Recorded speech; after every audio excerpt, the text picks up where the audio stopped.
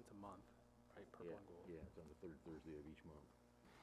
Good evening and welcome to the Monday, January 10th Muscatine School District Board of Education meeting. Madam Secretary, can you please take roll and help us determine the quorum, please? Here. Here. Here. Here. Here. Here. Here. Thank you. The next item on our agenda for tonight is the Pledge of Allegiance.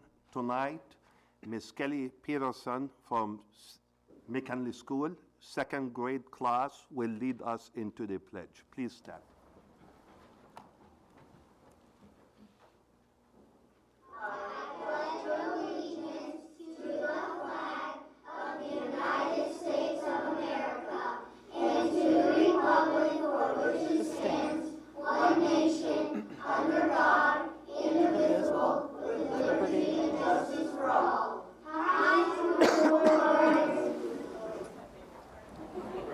Thank you, Ms. Peterson, and thank you to second grade class at McKinley School. We always look forward to see that and listen to them reciting the pledge.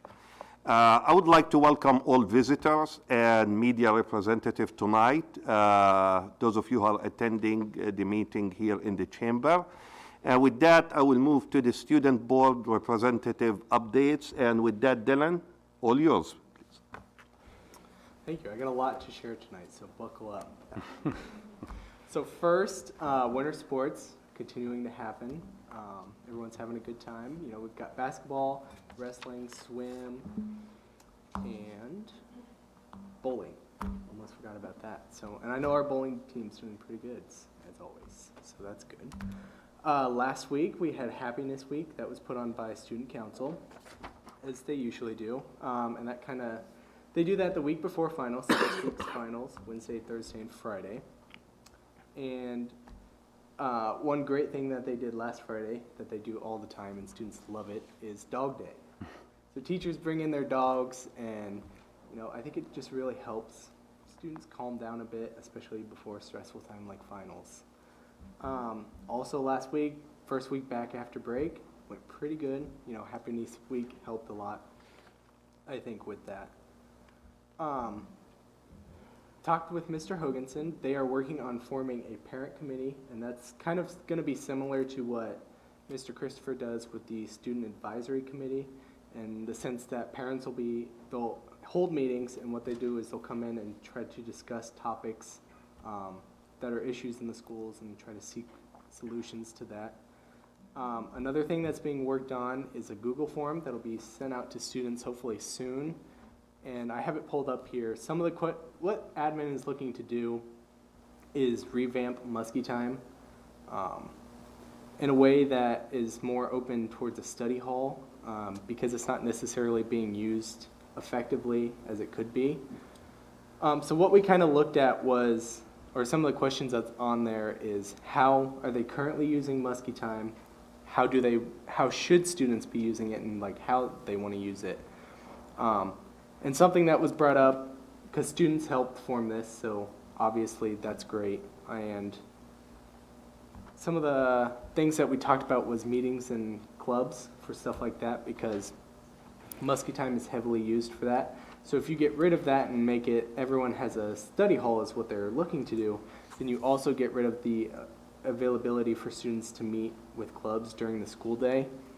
And so we added a question on there: do you use Muscatine for clubs and activities like that, and then can you meet before or after school? Because if not, then a change like that isn't really necessary because of the negative impacts that it has on that.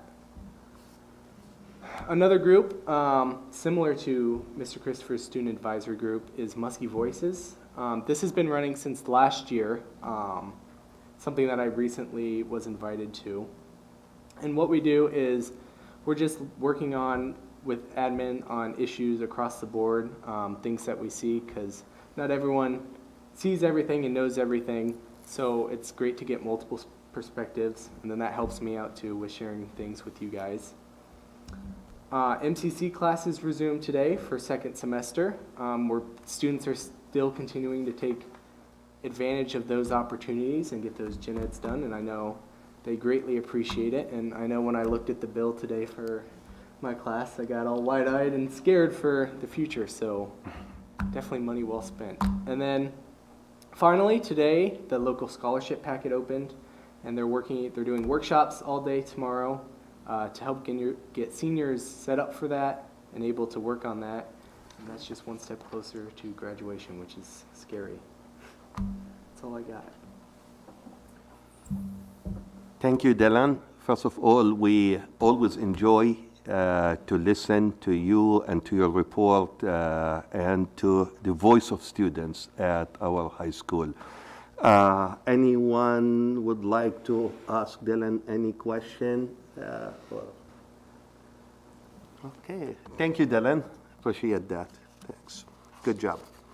Next item on our agenda is Citizen Speaks. If anyone in the audience wants to address the board, please step to the podium, state your name and address. You will have 3 minutes to speak. Per Iowa code, the board is not able to respond to citizens during Citizen Speaks, but you always have a way to reach out to any of us via emails or phone calls, or even talk to us face-to-face. With that, I would like to defer to the list that we have, and our secretary will be calling the names, please. Matt Miller.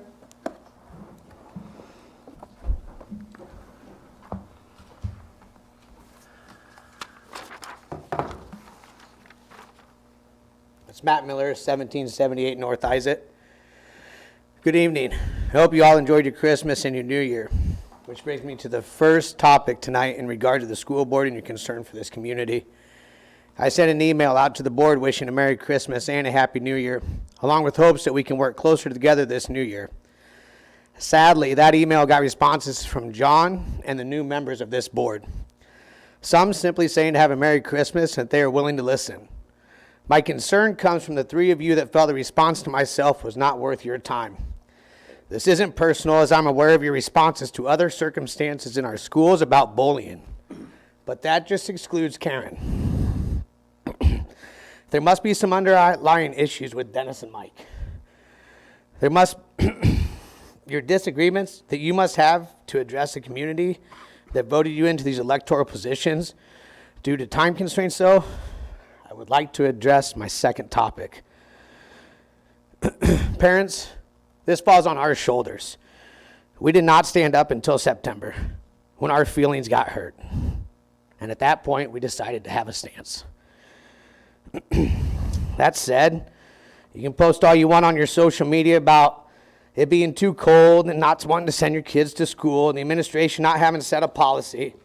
But let me tell you, this school board administration has let more leniency for our students than any administration prior to last year. If you want to keep your child home for weather or just to hang out, then go for it. This administration, this school board, has allowed dress codes to be completely disregarded until held accountable. Yet kids still took blankets to school last week because it was so cold. It's even better. You don't even have to have as many credits to graduate anymore because they've allowed a work for credits program, which is great, but it only meets those of students that utilize it and our seniors. This administration will play this off and let you think they have 100% involvement due to students sitting in a room with a counselor helping them understand what the profession is that they should take. So that adjusts these numbers. I will finish off with the example of how this administration and school board have allowed us to accept less than acceptable. If a child is failing, which is 54 to 59%, they can make that up at the end of the semester. This program is called the component recovery. Yet we still have students entering the school that can't read or write as freshmen in high school. This is a concern, and we should not allow COVID or any other exceptions to be the reason. It comes to poor parenting and bad leadership, starting with board members and parents. They're elected officials, and they need to answer to the public which elected them, and not standing their ground and what's best for our community. I put my faith in the Lord Jesus Christ, and I know that I will pursue what's right. I end this statement with what I heard this week at my church, and I will vow to stand by it till the end of my time. The choices we make now will have ramifications that will outlive us. So if that gives you an idea of how long I plan to be around, then I feel we need to break these ties and work together as a community for the students' interests and not our own. I am asking the board to set time aside to meet with the community and develop policies and publicize these policies as a group and not individual sections. God bless all of us. Yeah, thanks, Matt. Thank you, Mr. Miller. Oh, no one else? Oh, okay, thank you, thank you.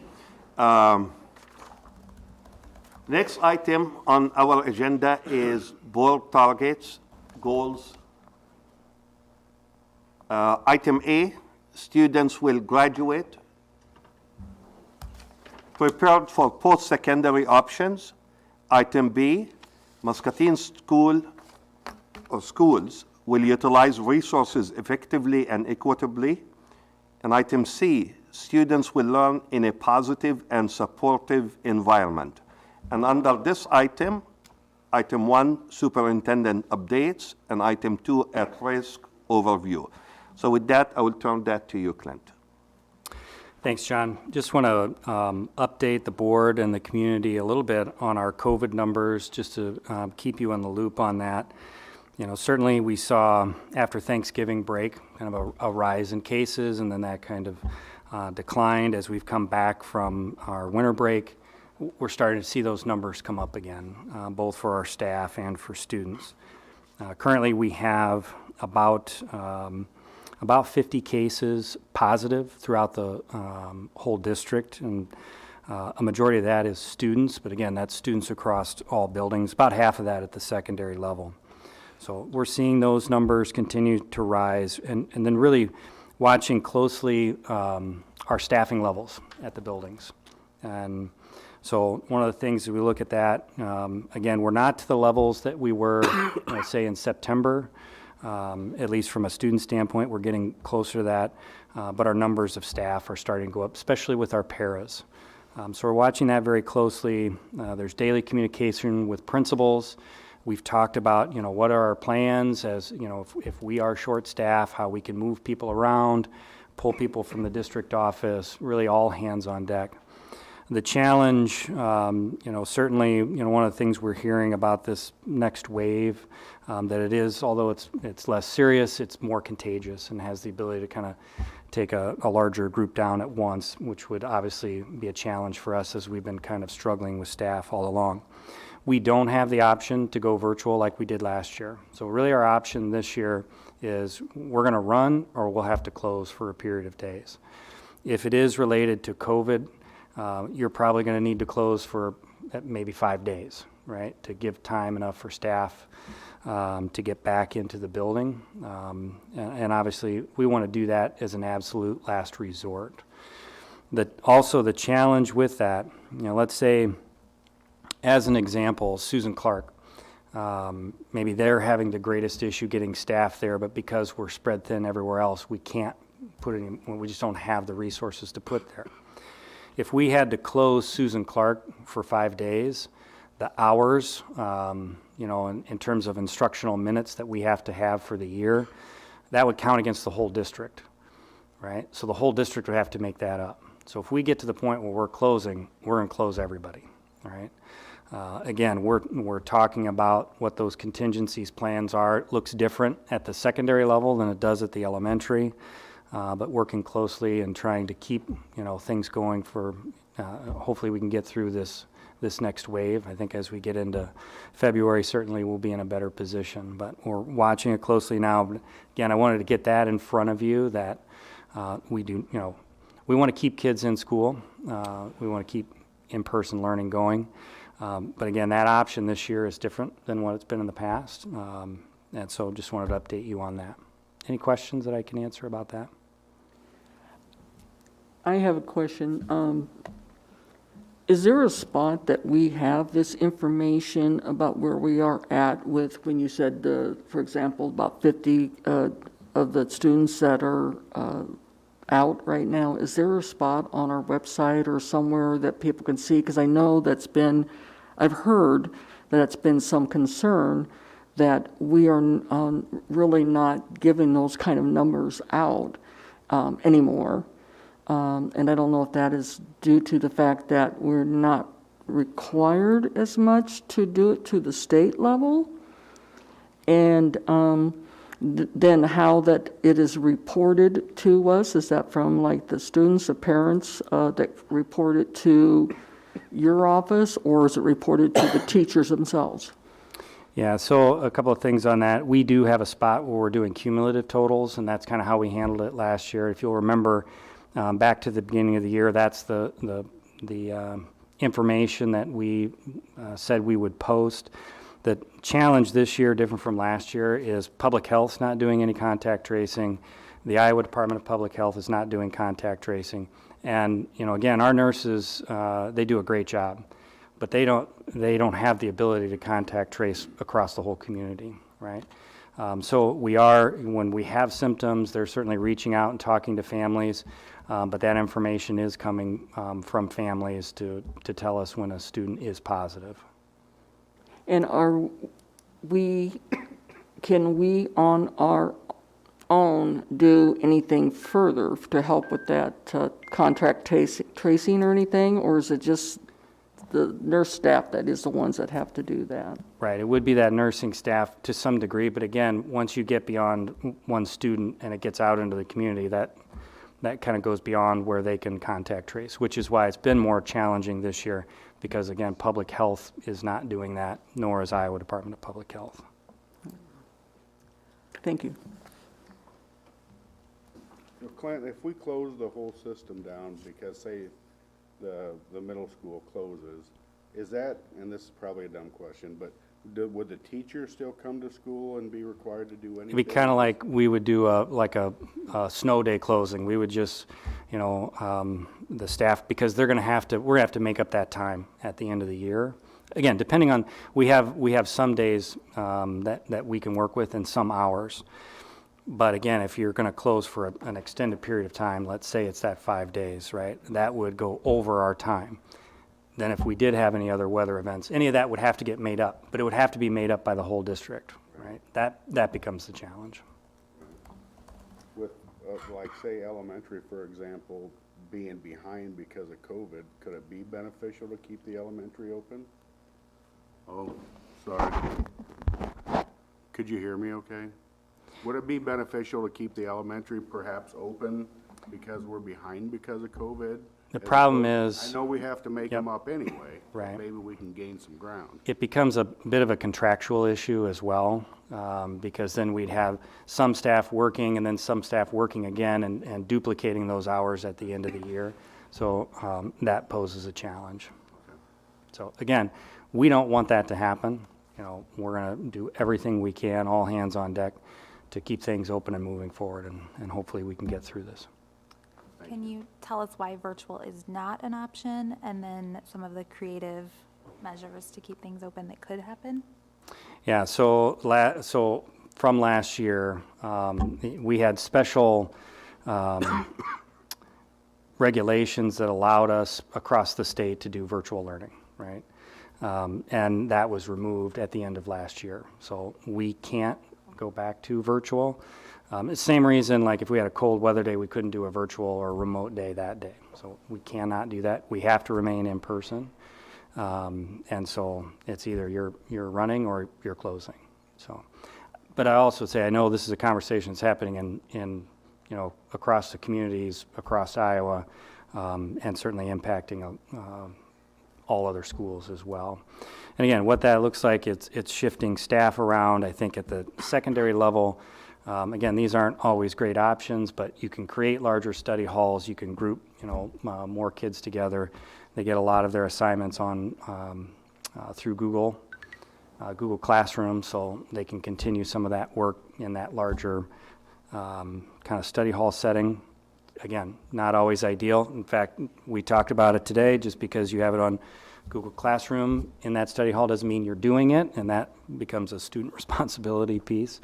But we'll do whatever we can to try to keep things running. At the elementary level, that's shifting staff around, that's using all of our staff, district staff, pushing into classrooms where we have to, combining if we need to. Again, it has to be all hands on deck. And I'll ask the question that I've been hearing in the community too. What does that look like for the board office? Do you have staff, licensed staff, at an administrative level that's filling in those Yep, spots? and they're doing that now, and that will continue. Yep. We have some staff at the district office that aren't licensed. We couldn't just put them into any classroom, but that doesn't mean they couldn't help if we need help in the lunchroom, if we need help, like whatever that looks like. If we need it, we'll make it happen.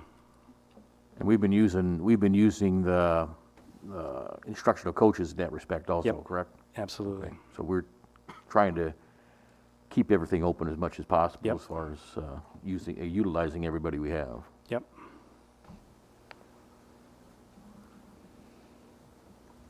Thank you, Clint, Yep. for the report. With at-risk overview, I think I will call on Becky. Thank you.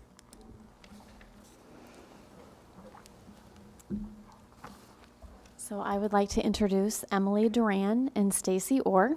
Emily is a teaching and learning coach at Susan Clark Junior High, and Stacy Orr is an assistant principal at MHS. So later this evening, there is an action item on the agenda in regards to at-risk funding. So Emily and Stacy are here this evening to share some highlights in this area on how these funds are being accessed by students and staff, along with what future plans are in place. Emily's going to go first, and then she will hand it off to Stacy.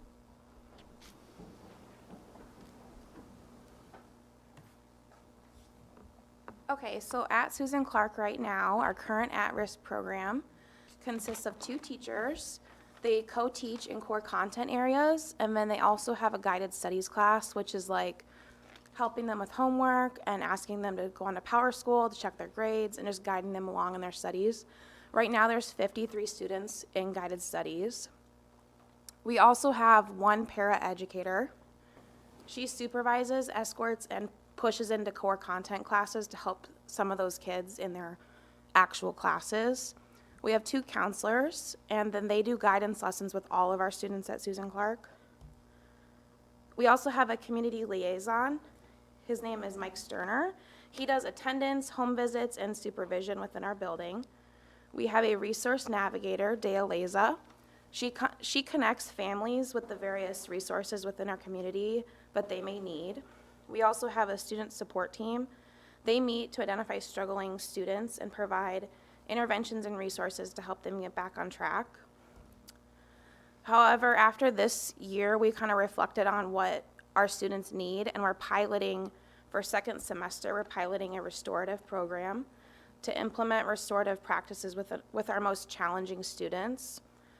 And then in 2022, 2023, we want to revamp the program to better meet our students' needs, to include more restorative justice practices, continue our family engagement nights, while also expanding our social emotional learning and restorative practices to all students.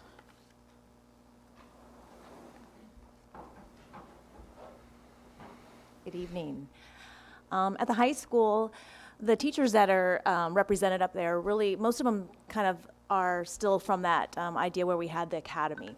When the academy came back into the classrooms, we tried to keep the idea of having some smaller classes for students in some of those core areas where students really struggle. So we have some designated for science, social studies, ELA, and then we have 1 math teacher. As with anything, one of the biggest issues we have, though, is hiring staff to do this. You know, kind of the goal with some of our at-risk teachers was even to do some more of like a team teaching kind of aspect. They actually go in the classrooms and then be able to pull out those at-risk students. But especially for math, every year we've had to pull that teacher because we can't hire enough math teachers to fill the ones that we already have. Another teacher we have is Al Pace. He runs our current Student Success Center, and he runs it more like a guided study hall. He does weekly check-ins with students, daily academic and social emotional needs. The goal that we have with this part of it is to try to keep these class sizes 20 or under, but again, due to some staffing, we have a few sections of this that are at 21 and 22. The Success Centers are really to build those relationships with students and guide them through catching up on work. Some of our support staff that we use for at-risk, we have Ben Johns, our behavioral interventionist. He leads our security team, and because they're always in the hallways and doing some of that staff monitoring, it has really been beneficial for them to kind of work on building some of those student relationships as well, making some of those connections with students because they see them frequently. He sets up student-adult mentoring, so he pairs some of these kids with some of our adult teachers that they meet on a regular basis. And then he's also worked to set up some student-to-student mentoring as well. He attends and assigns security staff to come to our the student support team meetings that we have. They help us with attendance and just trying to help figure out some ways to better meet some of these students' needs. And then he also helps coordinate and carry out home visits. We have a couple of support staff that help us with attendance calls. So when we meet weekly on our SST teams, we usually develop a list of calls that need to be made to home in order to kind of see what's going on with some students. And then we have Jake Schultz, who's our new resource navigator. Our resource navigator we've used very heavily over the years in terms of providing connections to local doctors for appointments. In fact, one of my own students just got an eye exam this week. Assist families with necessary supports for housing, clothing, and food. Facilitate referrals to Robert Young for school-based therapy, and work in conjunction with admin and counseling department with student and family referrals. And, you guys know, if anything, I think over the last few years, we just really have seen an increase in the amount of mental health supports that our students need, and this position has been essential in helping maintain those connections. Some of our future plans in terms of at-risk kind of falls along the lines with things we're looking at for our freshmen. Dylan was kind of mentioning and alluding to this a little bit when we talk about kind of transitioning or revamping Muscatine. And we really feel that our freshmen need that intentional time. And we would like to make it even more so where they're actually connecting with one of their freshman teachers. And so a goal of ours is to look at how we can maybe have a student center or a success center that's just for freshmen, where they have meet with one of their core teachers throughout the day on a daily basis, focusing on building relationships, that academic support, goal setting, and that student self-monitoring, so we get them to understand what they're looking for and how they reach those goals. And then having intentional time to teach those study skills and social skills. We're looking at transitioning our Success Center to being a full student center, that not only are kids maybe assigned in because we know that they struggle academically throughout the day, so they're assigned maybe for a period throughout the day, but maybe it becomes more of a drop-in situation as well. So the goal would also be to try to staff that with some content teachers. And again, that is a goal, but with, we know with the staffing issues that we have in terms of trying to hire new teachers, not for sure that's going to happen, but it is something we're going to try to achieve. These would be for 10th through 12th grade students, and the drop-in availability would be something new.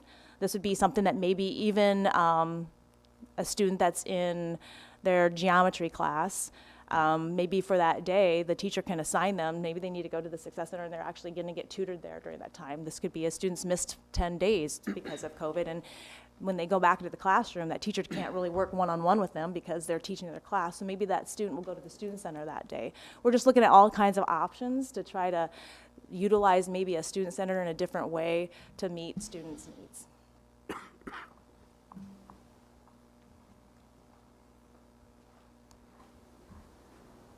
Any questions that the board has? On the family engagement nights, how good is participation? I'll have Emily come up and talk specifically to that. I know she's been instrumental in launching this. Family engagement nights. What was your question? What type of participation do you get on family engagement nights? So our first night was in August for the back to school night, and I think we had about 80% of our student population with their families attend. And then for our night, for our fall celebration of learning, we had, I'm sorry, I don't even remember, but it was a good turn. It was higher turnout than the years past. Good. Yeah. So, and we found that from that, we got really positive feedback from families that directly to teachers. And so we want to continue that. Good. 80%, that's great. Yeah. I think you can stay up. I'm going to ask you a question too. Will you give an overview of what the restorative practice is? What exactly does that entail? So we got a new curriculum that focuses on like reteaching skills with mindfulness and actually, let me pull it up here. So I'm not like in the program, but I can. It teaches mindfulness, interpersonal effectiveness, distress tolerance, and emotion regulation. So with the pilot, they'll use the curriculum and then really work out the kinks to create a really strong program for next year. Any other questions? I have a question that has to do with the resource areas, and I don't know, that might be more of in the high school area. I saw where, of course, that it has some good information on, let's see here, supporting, assisting families with necessary support for housing, clothing, and food, which is near and dear to my heart since I worked with HUD program for many years, and with Robert Young and such. Now, the question then comes from there is it just kind of like a one-time referral? How much do you keep with this and follow up with these kids of how they're doing with these different items? So I guess I'm not sure like who you're asking, who follows up with them. I mean, the referral can be from anybody. Our SST team may notice a need and refer. A teacher may notice a need and refer. Once it gets into our resource navigators' hands, they're the ones in that seek out the parent, family, guardian, whoever it is, for a meeting to get paperwork signed, and then they connect them with the outside resource of their need. And so you would usually then continue to follow up on that family. Okay. Can we ask a question on that, since this is key? I feel like that's a resources, and I think that's great. Can we ask a question on that, or no? No. I do remember also mentioning that about the math area, because you said it's hard to find the proper amount of math teachers in which to do. And that is something that I think is not only problematic for us, but is that also problematic throughout the state? And I'm assuming that has nothing to do with our ability to take and draw people here, but more as in what kind of candidates are coming out of the colleges? Yeah, and I'd say there's just a very limited number. I know over the last few years, where you might get, especially in other areas like social studies, really, you might have 15 candidates, and you're lucky to get 4 in math a lot of times. And some of those are, again, just luck of the draw, whether or not they're really intentions or ease to come to this community. Last year I interviewed somebody that was awesome, but was really using us as he was preparing himself in terms of getting a good experience doing an interview. And he was off to bigger and better things elsewhere. But in general, I mean, we try to catch them up as quick as we can. In fact, we even met today with our HR to kind of like really be proactive about seeking out candidates, contacting colleges in terms of students that are graduating early, or I know she's going to be attending some career fairs and things as well. So, How does this program work alongside of or even with like other programs, like career-based learning or workplace learning, I guess if I use the right language, and the IJAG program? are you talking about at-risk program in general? Yes. So they seem to have a lot of similar goals and approaches in children that maybe aren't excelling in the structured classroom. So I'm not maybe sure I'm going to be, I'm not an expert on all of those areas by any means. To my understanding, our work-based learning is mostly for our special education kind of students. They work, the one that we provide at the high school is really those students. I think for their gen ed students, it would be more along the lines of what Mr. Welsh is kind of starting to implement in terms of some of the job shadowing and internships and those kind of opportunities. And then as well as the IJAG is also a separate entity, but part of their requirements, you know, are looking for students that kind of meet those needs of wanting some of that, you know, kind of skill-based experience or skill-based strategies that they work towards in their classroom. For like Mr. Welsh's scenario with our SST teams, we do definitely kind of work alongside with him, and we kind of help provide him names if needed, but he does a really good job of going into classrooms at the beginning of the year and trying to seek out students as well. So is overlap something that's encouraged to get more interventions to one Correct. student, or? Yes, Yes, definitely. okay. Yep. And in fact, I think with adding Mr. Welsh in that part, we've been able to expand, obviously, definitely more opportunities for students than we had in the past. I Again, believe it's you all were- about that relevancy and stuff too, trying to find those connections so that, you know, because school for a lot of those kids is not what brings them to school, right? You know, actually the math, science, it's those kind of things that are going to hopefully get kids drawn to attend school more.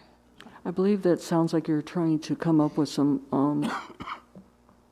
interesting type of ways in which to do this.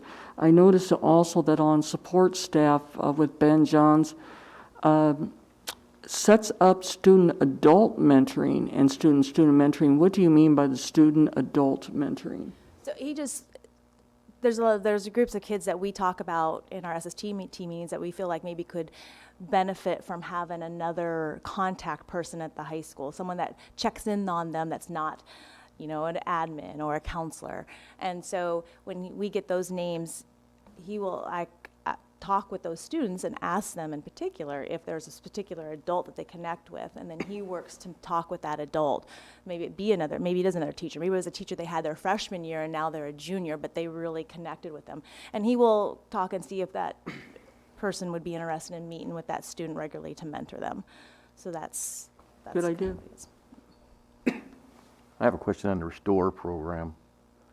Is this, you know, it talks about for the challenging students, is this, you know, and I talked to Mr. Nienhaus about this earlier this year, and this pilot program right now, is that dealing with students that we would typically suspend? And try to keep them in school, to try to Yep, get that's them, correct. teach them some skills that try to handle some behavior problems? Yep, so I would say this year, we've had the highest number of suspensions at the junior high that we have seen, I don't know, ever or in a long time.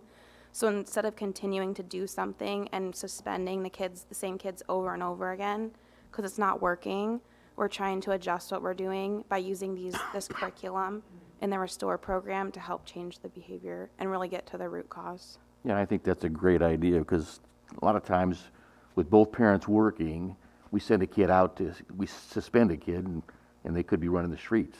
Yeah. So hopefully, and I'm fully supportive of this program, hopefully we can, you know, give them some kind of behavior interventions that'll change their behaviors and keep them and to be profitable or be good citizens. Yep, that's the goal. You know. I might ask one more question. Oh, were you going to go, Mike? Go ahead. I've been Mine- waiting, I'll wait. Mine is more of a thought, and maybe you can help me understand what this room, or this, what is it, this, Restorative room. no, actually at the high school, the student room, the Student Success Center. Thank you. The one that our Success Center, or what we're The planning future towards? plans. Yeah. So I've been in the library, it looks a lot different than I remember. But there are sensory tables, there's cafe, there's lots of spaces for kids to go and maybe regulate emotions or and I'm sure that these plans will be there, and so maybe it's more of just a thought for you to consider. But where will the line be to make sure that this is an academic focus always, and then we're not using it just for a break time? that then it becomes a distraction and a pass out of We, class. and we also actually, well, I would say sometimes our home base would be more where we're talking about a behavioral break time that we currently utilize. The library we don't use to that extent because of staffing. The librarian doing their own job can't also watch multiple groups of students unless a teacher brings them in and then they access those things. This would be in a separate location. It's going to be located where the old science rooms were. And so in that area, and then Mr. Pace will kind of lead and guide. We'll go obviously talk through with him in certain situations. He has great experience. He's brought some great ideas already to us from where he was in the Waterloo area. He worked significantly with some at-risk populations. So yeah, thank you for that thought. We'll definitely make sure we keep that in mind, but that's kind of the goal, is to have that as a separate area, so it is more just for academic purposes. So Stacy, along that, that led to another question. Are students currently scheduled into the Success Center? Yes, And in the future, they will be, but there'll also be a drop-in.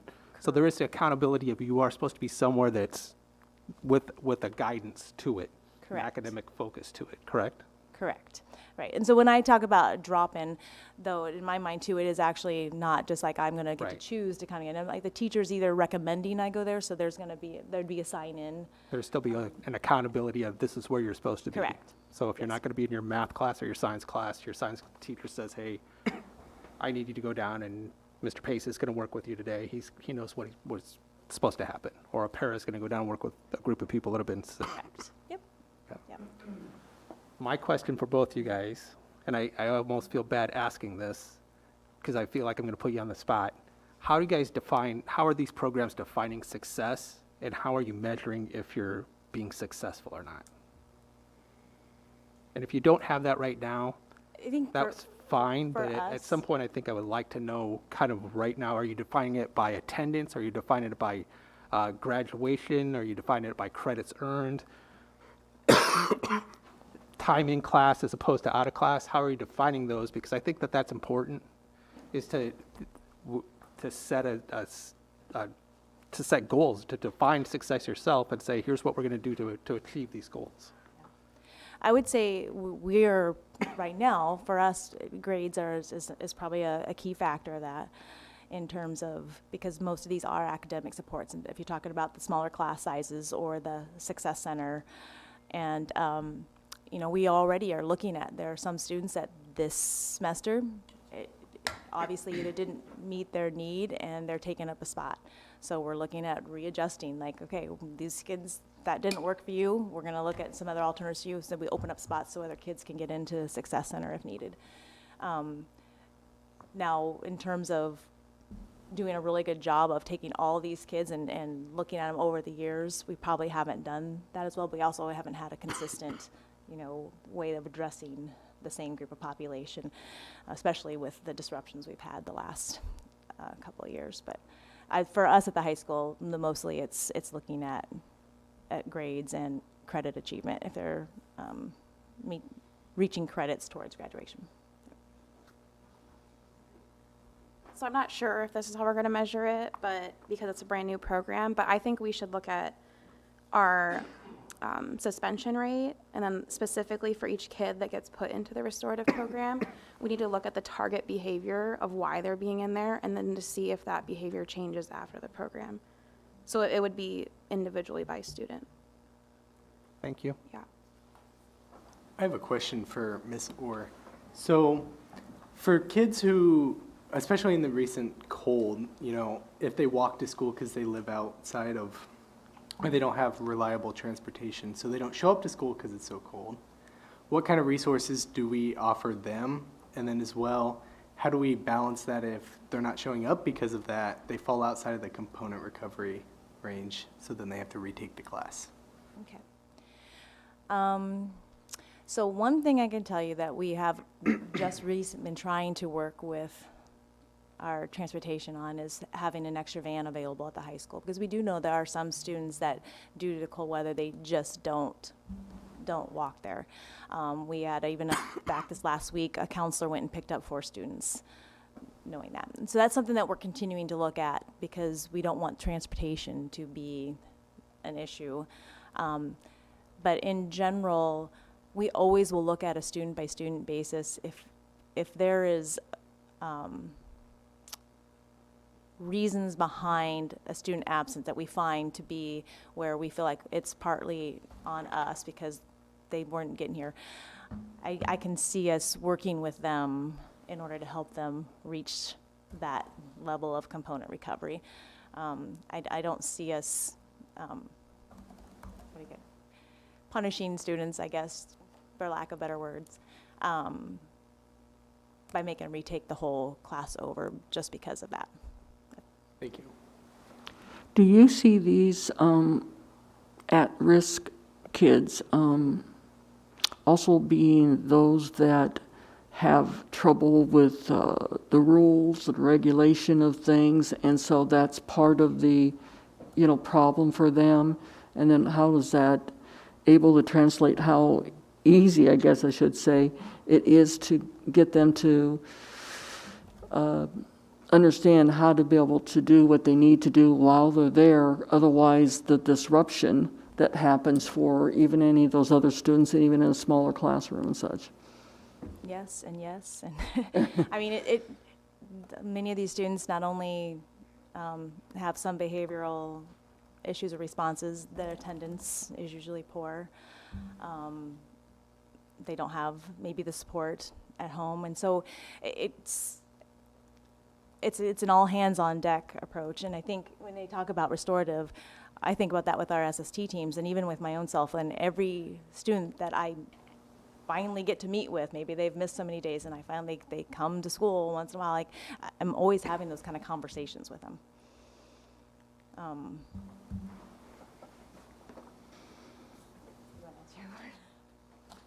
Stacy, maybe I can help, and maybe not. Yeah. Maybe I'll confuse people. But I know that in the past, to be identified as to qualify for at-risk dollars, you had to be identified as an at-risk student. And to be identified as an at-risk student, there was a grid that, like you said, there was an attendance threshold, there was an academic threshold, there was a behavior threshold, and it kind of measured everything. Yeah, so we go by free and reduced across the board. Several years ago, Okay. We did have A grid. a grid, like Mike was Basically. saying, a matrix, and you would take a student, and if they might get a point for this and a point for this, and that equaled they were at risk. So an easier indicator that we use now is our free and reduced indicator, because that's across the board. That's an easy metric for everyone. So that's how we can kind of deem at risk. Now, you know as well as I do that every student that qualifies for free and reduced, that doesn't necessarily mean they're at risk. So like these ladies have been saying, you kind of have to peel it back, and what is the root cause? Why are we at risk? What needs to be the intervention or the prevention? With the restorative practice, that is kind of a different mindset. Instead of out, suspend, out of school, in school, out, it's in school, stay in, and restore the damage or restore the issues that are happening. So it's more of a, you messed up, you're suspended for 1 day, 3 day, 10 day out of school, that kind of thing. It's you stay in and develop what needs. Therapist that was on one of those slides that started with us September 27th. So the data from the Robert Young therapist that I have to share with you is that that therapist have seen 17 students, 15 at the high school and 2 at Susan Clark. And out of those 17 students on the therapist's caseload, she has provided over 46 counseling sessions. So if you think about that, 17 students equaled 46 counseling session. And we just started this, and we want to provide more. So I feel that that's a really strong positive step in getting our students access to the supports that they need, whatever those needs might be. Well, Becky, Emily, and Stacy, I would like first of all to say thank you for the information that you are sharing with us and for the work that you are doing to help our students. In terms of family engagement, I myself attended both events, and I can say amazing events. That's what I can say about both events. My question to three of you, and if you don't want to answer it right away, you want to think about it, is fine. But I would like to hear from you. What would you like us, the board, here, or how would you like the board to help you to become more successful in your mission? And if you don't have an answer to that question, it's okay. We can communicate after that. But if you have at least an idea, it will be good to hear from you.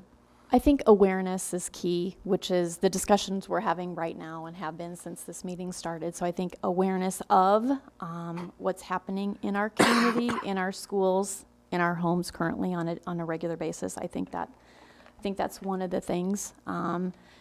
In taking a proactive approach. I also know when you are going to approve the agenda that's later on, the at-risk budget, you're looking at $1.6 million. That sounds like a lot of money. But when you look at all of our buildings, all of the services, and we just shared some of the services at Clark and the high school. We have other supports in our elementary.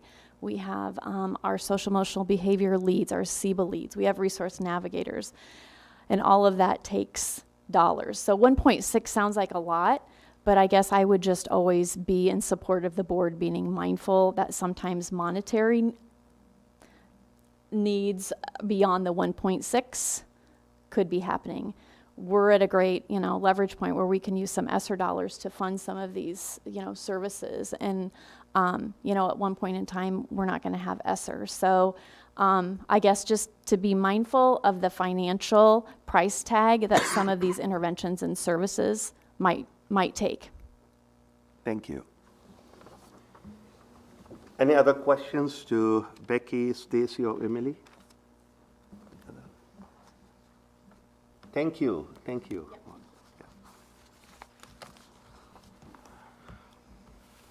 With that, we will move to our next item on our agenda, action, possible action. The following items are considered to be routine by the Board of Education and will be enacted by one motion. There will be no separate discussion of these items unless the director so requests, in which event the item will be removed from the consent agenda and considered in its normal sequence from the agenda.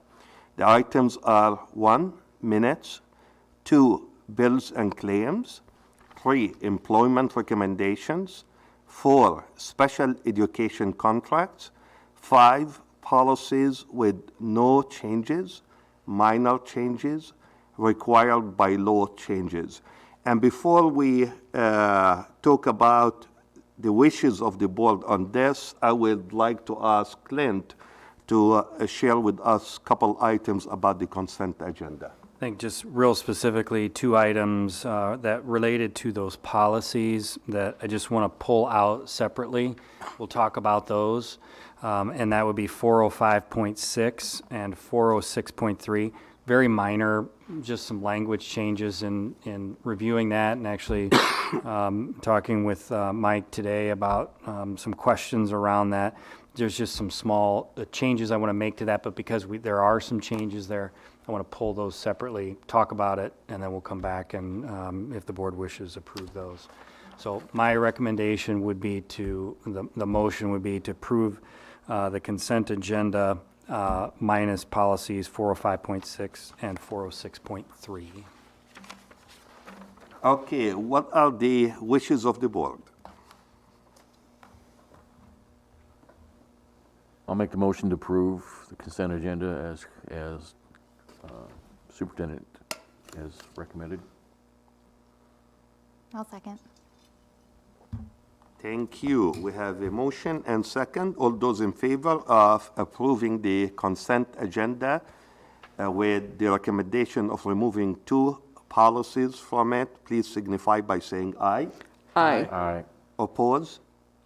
Motion carry. Thank you. With that, we go back now to the 2 specific policy items to talk about. Yeah, so specifically in 405.6, and that's wage and overtime compensation. It lists the board secretary as being responsible for tracking overtime. That happens in our finance department. So my recommendation of that would just be we'll just add board secretary or designee. And we do that in other policies, and that just gives us flexibility because the tracking of that happens in our HR and finance department, not necessarily with the board secretary. So that would be my recommendation on that. In 406.3, employee complaints, and just some conversation about whether we should just make the language consistent in there. We have some sentences that have will be brought, will not be, or never made, and one where it says should.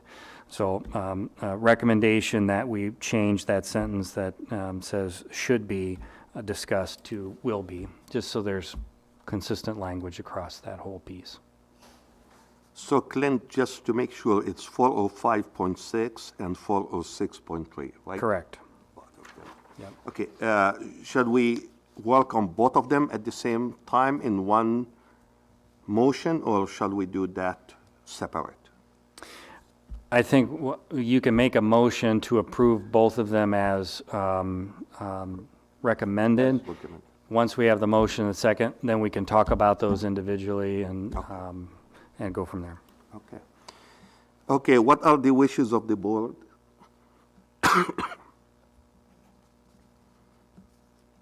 I make a motion to accept the 406.3 and 405.6 as recommended by the superintendent.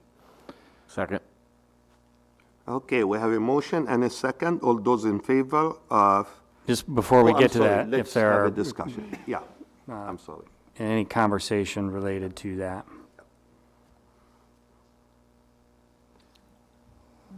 Any question? Okay. Okay. All those in favor of approving the changes for policy 405.6 and policy 406.3, please signify by saying aye. Aye. Oppose? Motion carry. Thank you. So just a clarification, then these will move to, this was the first reading for these since we did make changes. Is that correct, or were these So because consent we're then? making minor changes to these, minor? Okay. yep. And again, that's just consistent language within that policy or how it's being practiced currently. Okay. The next item on the agenda, to approve the administration authority to seek SBRC modified supplemental amount for 2022-23 returning dropouts and dropout prevention at risk program in the amount of $1,098,132. Okay, sure. So tonight, we're talking about something for next fiscal year already. And the reason that is because the amount of property tax that this is included in our aid and levy formula, which come the beginning of February, we're going to start getting that information. And that's why districts have to approve this for next year already. So our at-risk program budget, the 1.6 million, is really a combination of the 1,098,000 that we're asking for approval tonight, along with about 179, 180,000 of at-risk or weighted at-risk money that just comes to our district, and every district in Iowa gets a weighted at-risk amount through the aid and levy formula. And the final piece is just a local match that we're required to just take out of our general budget and put that into our at-risk program. So that $1,098,000 is roughly 72 cents per thousand when you're looking at the taxable valuations for Muscatine during this current year. So the second page, we provided basically a budget proposal estimate, I guess, if you will, for the at-risk programs in our district. We talked about mainly high school and junior high tonight. There are other programs such as our JCL, our literacy interventions, and in-school support services, and our resource navigators is a part of that budget too. The third page is actually the calculation, and, you know, some districts can, we're getting 3.3% of the formula, and meaning some districts might get more than that, some districts get less, and that's where that inequity was, maybe that you learned at IASB convention. And this, you know, back years ago, that percentage was set, and going forward, and probably at that time, that's what Muscatine's percentage was. So that can never be changed. We can ask for less than that, but the recommendation is to ask for the maximum that we can, which is the $1,098,132. Another inequity in it would be the district cost per pupil. We're using the cost per pupil that we're getting this year in FY22. Well, we don't know next year's yet. We're not going to know that for another month or two, but that's just how the formula works. We're using this year's cost per pupil multiplied by our budget enrollment and multiplied by 3.3%. So we're asking for the $1,098,132. Will that change if our certified enrollment changes? So our certified enrollment won't change because we're using what it was on October 1st of 2021. So it will stay that way, It will even next stay- year they'll go to so- the previous year? Next year, our funding will be based on that Okay. 4,604.5 student.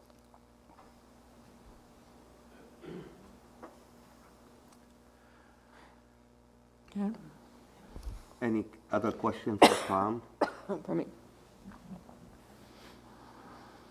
Okay, thank you, Tom. Okay, what are the wishes of the board? I make a motion that we approve the administrative authority to seek the SBRC modified supplemental amount for 22-23 returning dropouts and dropout prevention at risk program at $1,098,132. Second. Okay, we have a motion and we have a second. Any discussion? Okay, all those in favor of approving the administration authority to seek SBRC modified supplemental amount for 2022-23 returning dropouts and dropout prevention at risk program in the amount of $1,098,132. Please signify by saying aye. Aye. Oppose? Okay, motion carry. Thank you. Thank you. With that, we move into our next item on our agenda under discussion and information. We have the first item, first readings on policies, 403.4 R1, communicable diseases, employees, administration regulations, 404.4 staff development procedures, 404.7 probation status, 404.8 resignation, 404.9 reduction in force, 405.3 restraint of students. And remember, this is just the first reading. As a board, we see these policies at least 2 more times before we approve them. With that, we move into the November financials. And Tom, back to you. Sure. Yep, so tonight, we're looking at November 30th financials. They're balanced, and a comparison for the prior month or the prior year is shown. Just a reminder, so on our agenda items, next month, February 14th, we'll have the FY21 audit on the agenda for approval. And then February 28th will be our budget work session at the admin center. So November deposit balances are presented there and shown as a comparison to October, the prior month. And the next page 3 of 6, we see our revenue and expenditure summary. Our fund balance basically is what we're reporting, and we're showing that as a comparison to last year at the same time. And I don't have any red flags so far in any of our reportings through November. The published budget compared to actual expenditures is being presented through November. Again, we're at almost 31% of our published budget. Last year it was around 28. You know, we're almost halfway through the fiscal year, but really February is kind of that mid-year for schools, just because how a majority of our expenses are teacher salary and benefits. They start getting paid in September. So 6 months would be through November. So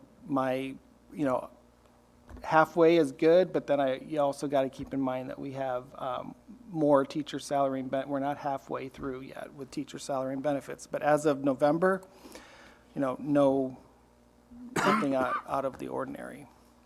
The final 2 documents are our general fund. I'm only reporting on the general fund revenues and expenses compared to last year at this time, and how we're doing compared to what we're budgeting. Now, I'd say for revenues, for our local sources and state sources, we're right basically on target.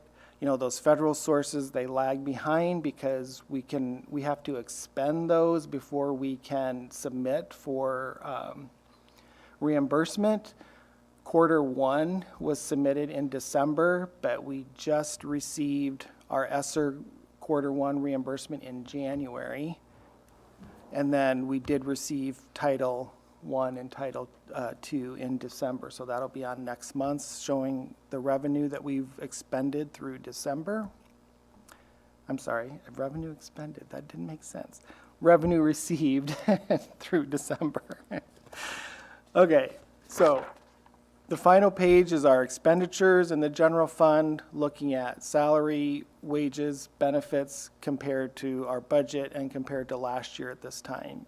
You can see we're right, within nothing out of the ordinary as far as our expenditures through November in either salary, benefits, or non-personnel expenses. So, I don't, again, no red flags to report for November.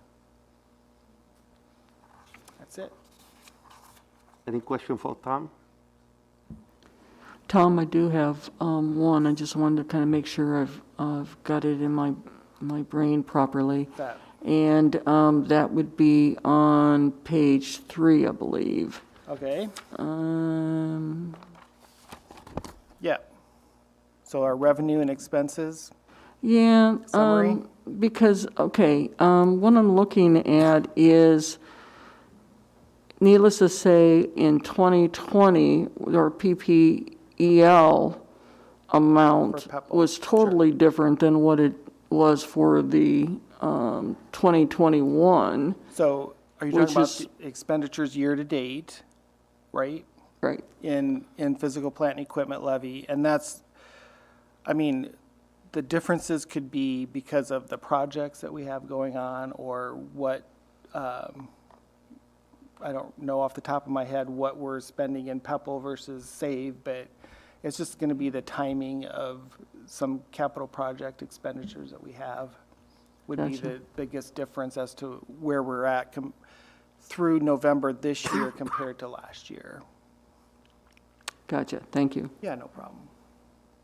Any other question? Thank you, Tom.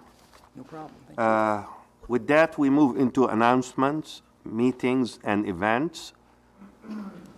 January 11, Riverbend Mobile Food Pantry, 4:30 to 6 at the Administration Center. January 17th, Teacher in Service Day, no school for students. January 24th, School Board Work Session at 6 p.m. at the Administration Center. And February 4th, cake auction at Muscatine High School starts at 5 p.m. Anybody else would like to share any announcement? Okay, thank you. With that, I'd like to entertain a motion for adjournment, please. I'll make the motion to adjourn. I'll second. Second. Thank you.